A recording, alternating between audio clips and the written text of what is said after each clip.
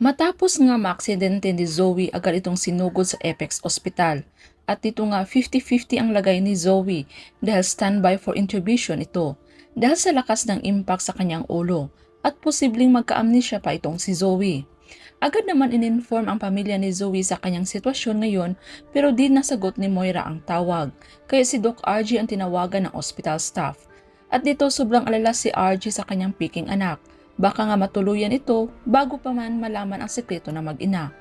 Ang bilis dumating ng karma kay Moira dahil pati ang kanyang anak na si Zoe ay nasa panganib ang buhay.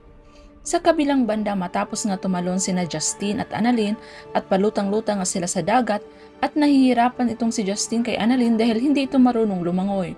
Pero gusto si Justine makabawi kay Annalyn kaya tutulungan niya ito at swerte naman ang dalawa kasi nakita sila ng mga mangingisda. Ngunit ang malas naman dahil naubusan ito ng krudo. At dito nga sobrang mag-alala itong sina Annalyn at Justine kung ano na daw ang nangyari sa kanyang pamilya. At nagtanong nga si Annalyn kung meron nga bang cellphone silang magamit upang makahingi sila ng tulong. At ang sabi naman na wala nga daw at wala din daw signal dahil nasa gitna sila ng karagatan.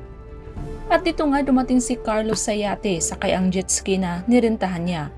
At hinarap niya si Moira at tinanong kung nasa na si Lynette. At dito sinabi ni Moira na sabay silang sasabog kaya kailangan daw nilang makatakas agad dahil nga oras na para sasabog yung barko na yon.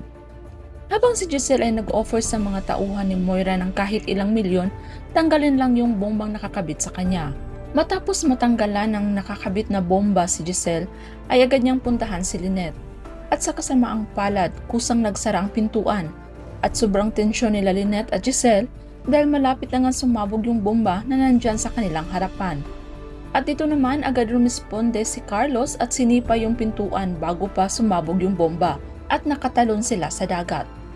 Bukas Sabado sa abot kamay na pangarap. Sino-sino kaya sa mga sakay ng barko ang nakaligtas matapos ang pagsabog nito? Kung isa ka sa nagnanais na sana nasabugan ng bomba si Moira, ay paki-like at subscribe. Thanks for watching. See you next time.